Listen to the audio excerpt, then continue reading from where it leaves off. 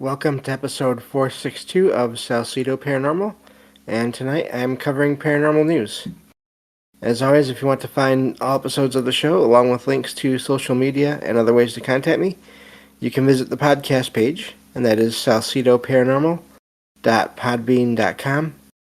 That's SALSIDO paranormal.podbean.com.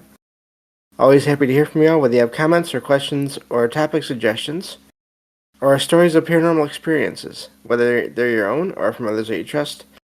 Happy to either read those or have you join me on the show to talk about them. Thank you all for listening, whether you are here for the live streams in Discord, or you listen to the podcast or YouTube feeds, or if you hear the show on the Troubled Minds radio network, KUAP Digital Broadcasting. There you can hear 2 replays of the shows, random, every night, at 6 p.m. Pacific, 9 p.m. Eastern, right before Troubled Minds Radio comes on. I always want to thank Michael Strange, host of Troubled Minds Radio, as well as Liam Martin, host of the Exile Minds podcast, for producing the show and putting it up on the station. If you'd like to support the show, there are some different ways to do that. You can always share the show with others, and or rate and review the show on your podcast platform of choice. I have written some paranormal fiction and nonfiction books you can check out over on Amazon. Also, if you would like one extra episode of the show per month, probably more in the future, you can join the Patreon page at any membership tier there, and you'll get those extra episodes. Or if you'd like to just make one-time donations, you can do that through PayPal and Venmo. And all those links can be found in the episode descriptions and basically in all the pages for the podcast. Help is never expected, but always appreciated. If you'd like the show to keep on getting better, that would help. Because there are expenses in terms of equipment and research materials and travel. I'll be going to the Mid-Michigan Paracon this year, November 4th and 5th. That's a Saturday and Sunday. And that is at the, what do you call it? I forget now. Soaring Eagle Casino and Resort. There we go. That's in Mount Pleasant, Michigan. And I will be there doing recordings of myself, just on thoughts on the topics of everything. And then, of course, if anyone else that is there wants to be recorded with their own thoughts and or experiences, I'll do that. And then share all that on the show once I get back home. So, looking forward to that, and hopefully doing that every year, whenever possible from now on. But like I said, there are expenses to all that, so any help would be appreciated. I think that takes care of everything. I've already put all the links that I'll be using for this show today in the show notes and sources channel on Discord in my server, and I will include the links to these stories in the episode descriptions as well. So that way you can check them all out and get more of the details that whatever I missed, and then just the whole articles themselves. So I think that covers everything, and so let's get to the news here and go from there. So this first one is from KNUE.com. Title reads, "What a Fright. This is the most haunted place in the state of Texas." And this is, sorry about the car alarms you may be hearing in the background there. This is about the Baker Hotel, and that's in Mineral Wells, Texas. It opened in the early 1900s, just before the Great Depression, but it thrived in the 1930s and 40s due to a nearby military base, as well as celebrity guests, such as Judy Garland and Clark Gable. The hotel fell into decline in the 1950s and permanently closed in the early 70s, and it sat abandoned for decades. But that's I think that's part of when the story started about there being paranormal activity going on there. So the most famous involve the ghost of a lady in white. Other claims include spirits of the apparitions of Bonnie and Clyde, the famous couple that are known as criminals. But they're seen in one of the rooms. Also, dozens of spirits present just in general in the abandoned hotel. But the hotel is currently undergoing major renovations to restore it to its former glory, and we'll have to see if the paranormal activity will continue once it opens. I kind of have to think that if it's been there before, if it's been active before, the renovations will only sort of keep that going and or stir it up. So, some are eager to visit the restored hotel, while others would rather not, because of the reputation as one of the most haunted places in Texas. So, and I'm not sure if we've covered this place before, but that's just a brief article on the location, and I'm sure it may pop up again as more things start to happen there. So, I always like to check up on these places, these giant hotels, and anywhere that you have people staying for long periods of time. I think more than just like one night or whatever. I think there's going to be a lot of activity going on there. So, so I thought that was in the article as well. So moving on to the next one here. This one is from, let's see here. Did I lose my spot? I think I got it. Okay. This one is from 604now.com. Title reads, one of British Columbia's most haunted places is an abandoned sanatorium. Sanatorium. So this is about the Tranquil Sanatorium in Kamloops. I'm not sure I'm saying that right. British Columbia. It was a TB, tuberculosis treatment facility built in the early 1900s during an epidemic of that disease. Over 1,500 people passed away there in the early 1900s. So it's a large abandoned building with underground tunnels that is considered to be creepy. Some believe spirits of former patients and staff haunt the grounds. It operated as a TB hospital until the almost basically the late 1950s, almost 1960, and then a mental health facility until 1983, so early 1980s.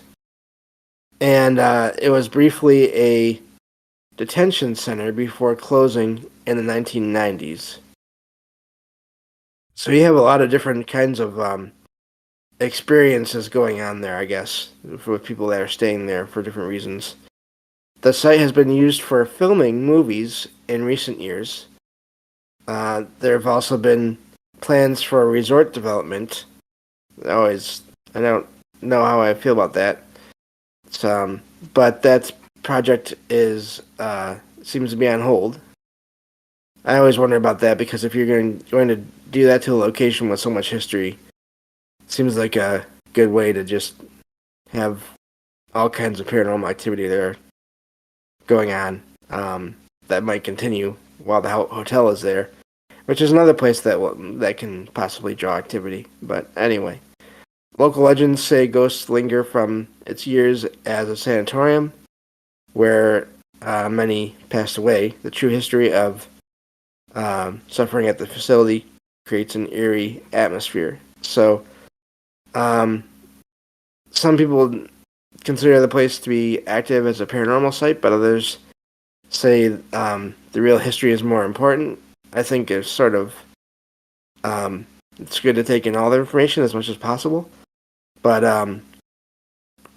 let me see here. So it's definitely I think it's again it goes hand in hand with each other. The history of the place can make it seem creepier than maybe it really is. I don't know for sure on that, um, but this is so there are still plans, but there's nothing really major being done with it as of now. So the future of the site remains uncertain. So, but I wonder what some of like the local stories are about the area, and I think I talked about this a little while back. I don't think there has to be conscious entities in a location for it to feel creepy or for it to feel old. I think there can just be energy. There's an alley right here in town, my town where I live, that has a feeling of that, of it basically being there being sort of just layers of time existing all in one spot,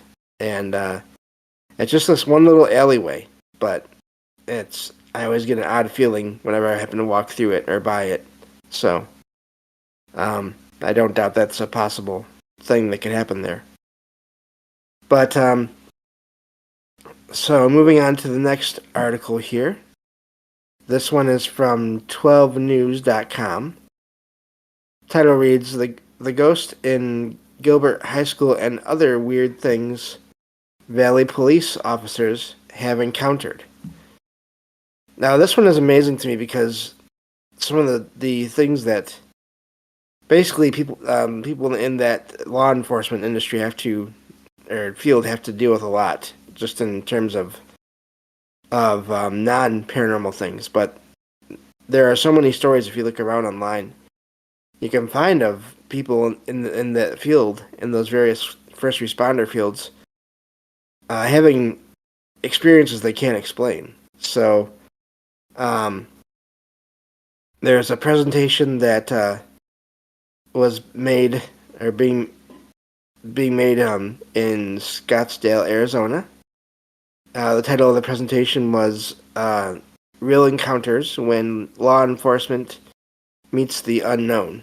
So, former officers, just I'll use the first names, Marianne and Dave, spoke about paranormal cases and experienced by law enforcement. Arizona is considered a hotspot for UFOs and unexplained phenomena.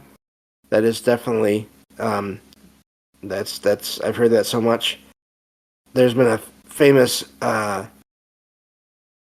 basically the Phoenix Lights. That's a case in the late '90s there of reports of sightings of all kinds of lights and shaped craft in the sky there. So one of the cases or the things that basically the stories of experiences that was told in this presentation was a possible spirit calling 911 from inside a high school, but security footage showed no one at the phone. So that is amazing.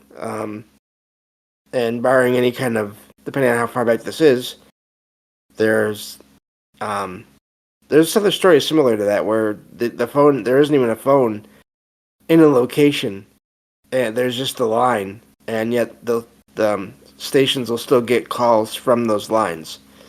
So that doesn't surprise me much in a way. Many officers fear ridicule for speaking up about paranormal cases, which often go unsolved. So these officers are part of a group called UAP-PD, an organization for law enforcement to share strange stories confidentially, and I love that idea. So the goal is to give police a safe space to discuss paranormal encounters they cannot otherwise explain through official channels. So these former officers aim to show that these types of experiences or events are more common and than most realize. And so I like that a lot about that. This group that's doing this and had that presentation. I think that's a really good thing to do. So I hope that continues and that it keeps getting bigger and better and only draws in more people as far as both officers and other people interested in all these topics as time goes on to sort of help bring this up in more serious ways without the ridicule. So neat article there, for sure. So let's see here. So yeah, that's that article. So I guess I can go on to the next one here. And let's see here. This one is from the-sun.com. Title reads, Scientific Explanations for Why We See Ghosts. From sleep paralysis, hallucinations to home invader theory. This is, at first I saw this in several places, and I wasn't going to cover it because of sort of this, seemed like a bias from what I was seeing in, airplane, in how to explain the paranormal away. But, but then I started thinking, well, obviously not every situation that seems weird or frightening or that seems unexplainable, not every one of those may be that. There may be reasons for things in some cases. So I thought it'd be important to go over this article here, just to sort of give people options as to possible ways to explain things that happen to them, and just so that you can all sort of take this information, and if it seems to fit your experiences or others' experiences, then keep these things in mind as maybe what was going on there. While still, I think it's important to leave room for the paranormal to be there, because I do think it exists. But anyway, so as you can tell, this article kind of got my attention, and I wanted to talk about it. So this is basically a series of explanations as to alternate explanations as to what is going on there. And of course, the first one that is mentioned is sleep paralysis. Hallucinations brought on by the brain entering REM sleep, that's rapid eye movement, I believe, while the body is paralyzed, can lead to visions of ghosts or other beings. It's a common explanation. And I'm just going to go through these, and you all can sort of figure out for yourselves what you think of all this. Next one, of course, is mold. It says a statistical link has been found between mold in certain locations and reports of hauntings. Mold toxicity may induce hallucinations. Pareidolia, that's the next one here.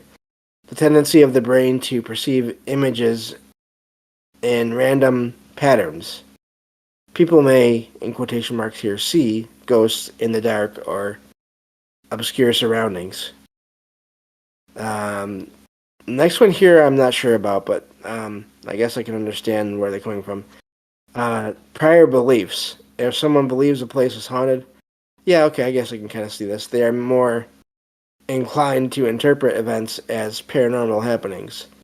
And I would say yes and no. Not everyone is going to automatically think or take it for granted that reports of a place being haunted means it's haunted. I don't think. At least I would hope that people would be able to think sort of on their own, be smart enough to sort of take those claims and see what happens and keep all that separate. But anyway, it says context and suggestion play a role. So I guess I kind of agree, but also, yeah, anyway. Says medical conditions. Mental illnesses like schizophrenia, which can cause hallucinations and delusions, are linked to paranormal beliefs. Drug use also induces hallucinations. Okay, varied experiences. Not all ghost sightings can be neatly explained. Experiences range from sensing presences to seeing apparitions of strangers or deceased loved ones. So that one there, I guess they're trying to say could be various factors together, put together to make experiences. So I can kind of see that, I guess. But just a sort of maybe a little list there of things to consider whenever there's anything weird going on. Um, before if you can't, I can't talk tonight. Just things to consider, and then if you feel like none of those match, then maybe it is a real paranormal experience. I also think that there are some times when things happen and it's not a matter of knowing in your mind. It's more of a matter of sort of sensing or feeling, or there being emotions that come up, and or just being able to sense an intelligence in an area as well. But anyway, so that's that article there, and so I just want to share that, and so you all have that to look at. So, all right. So this next one is from woodtv.com, woodtv.com. The title reads, UFO sightings are more common in Michigan than you may think. So, and of course, it's caught my attention because I do live in Michigan.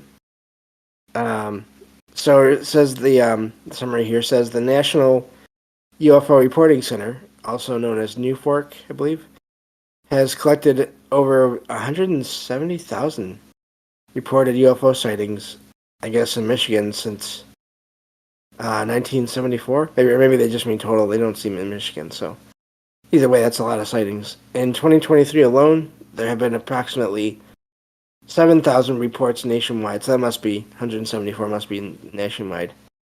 So there have been approximately 7,000 reports in 2023 alone, with 60 reports from Michigan. These increased after recent congressional hearings on potential classified UFO info. So, and that's one good thing I think that comes from all of that is maybe more people will report these things as they happen or as they remember them from before. Common Michigan reports involve glowing spheres rapidly moving through the sky. A June 2022 report in Bad Axe claimed F-16s were dogfighting a UFO. Another claim is that Hubbardston in July of 22, there was a UFO being chased by or escorted by a helicopter. So mentions that this organization posts all reports online, though hoaxes are removed. And I'm guessing there's still probably some that get through in any organization. But so let's see here. These are also, they point out, which is a good point, that these are just reports of sightings of UFOs, not necessarily aliens. That's the two words don't mean the same thing, or two things don't mean the same thing necessarily. Estimates suggest that 1 in 5 Americans have seen something unexplainable in the sky, and this group, NUFORC, encourages people to report sightings to continue building documentation. So, so yeah, neat article there about the whole topic of strange things seen in the sky and organizations that go into looking into these things. So, which I think is really important there. So, I skipped an article here. I didn't realize that. But that will have to be it for today. Thank you all for listening, and I will talk to you all on the next episode of Salcedo Paranormal. Take care.